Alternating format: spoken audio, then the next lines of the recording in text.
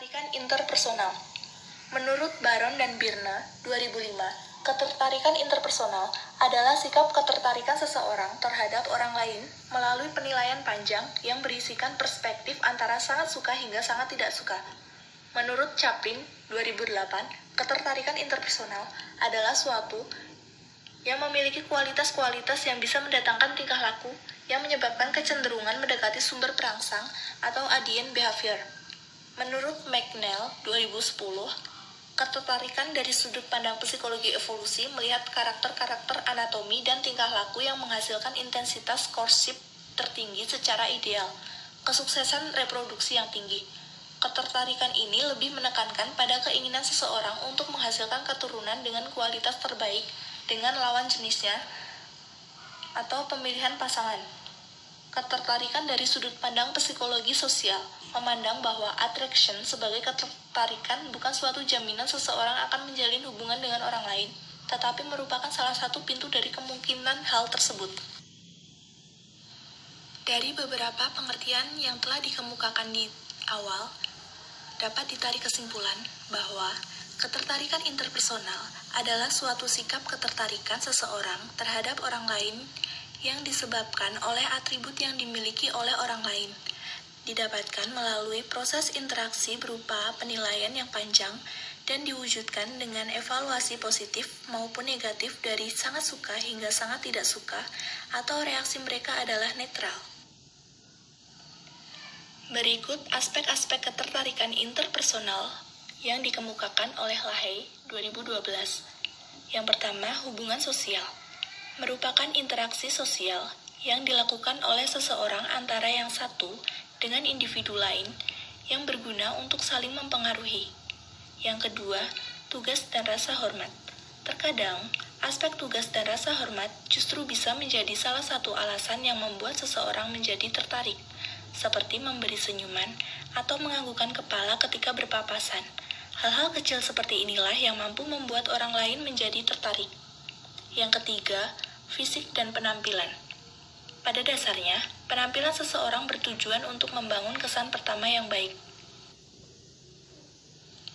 Faktor-faktor terjadinya ketertarikan interpersonal secara umum adalah: yang pertama, kekuatan dari kedekatan. Dua orang cenderung menjadi kenal jika faktor-faktor eksternal seperti tempat tinggal, tempat duduk di kelas, dan lain-lain menyebabkan mereka menjadi sering mengadakan kontak.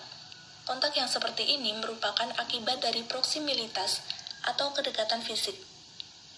Yang kedua, emosi positif dan negatif. Keadaan emosional kita pada suatu waktu mempengaruhi persepsi, kognisi, motivasi, pengambilan keputusan, dan ketertarikan interpersonal. Keadaan emosi seseorang mempengaruhi ketertarikan dengan dua cara, yaitu efek langsung dan efek asosiatif atau tidak langsung. Yang ketiga, kebutuhan afiliasi. Kebutuhan afiliasi adalah motif dasar untuk mencari dan mempertahankan relasi interpersonal. Hill mengemukakan jika terdapat dua ekspresi kebutuhan afiliasi, yaitu kebutuhan akan stimulasi positif untuk motif eksplisit dan kebutuhan akan dukungan sosial untuk motif implisit. Ketika kebutuhan afiliasi seseorang tidak terpenuhi, maka akan menimbulkan berbagai macam reaksi, yakni emosi positif dan emosi negatif. Yang keempat adalah efek karakteristik yang dapat diamati. Penampilan yang menarik dipersepsikan sebagai karakteristik positif yang mempengaruhi ketertarikan interpersonal dan pemilihan interpersonal. Selanjutnya adalah hubungan interpersonal. Hubungan interpersonal adalah hubungan yang terdiri atas dua orang atau lebih yang memiliki ketergantungan satu sama lain dan menggunakan pola interaksi yang konsisten. Hubungan interpersonal akan terdapat suatu proses dan biasanya dimulai dengan ketertarikan interpersonal. Selanjutnya, perkembangan suatu hubungan interpersonal.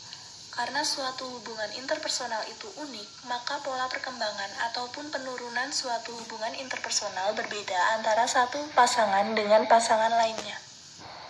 Murstein menjelaskan 3 tahap perkembangan suatu hubungan interpersonal. Yang pertama, stimulus stage merupakan tahapan yang menjadikan atribut-atribut fisik sebagai seleksi awal, apakah suatu hubungan akan berkembang ke arah yang lebih dalam atau berakhir. Yang kedua, value stage merupakan tahapan penilaian mengenai sejauh mana terdapat kecocokan nilai-nilai dan sikap masing-masing. Yang ketiga, role stage menunjuk pada kesadaran dan saling pengertian mengenai tugas dan peran masing-masing. Levinger juga menjelaskan 5 tahapan perkembangan suatu hubungan interpersonal. Yang pertama, ketertarikan.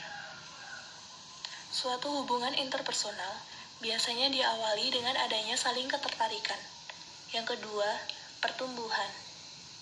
Tahap pertumbuhan ditandai dengan ketergantungan, keterbukaan, pertukaran, dan konflik. Yang ketiga, konsolidasi. Pada tahapan ini, suatu hubungan sudah lebih mantap. Komitmen dan kesepakatan mengenai nilai sudah terbentuk. Yang keempat, penurunan. Suatu hubungan interpersonal mengalami penurunan jika terdapat ketidakseimbangan dan pertukaran sosial, adanya hambatan-hambatan eksternal.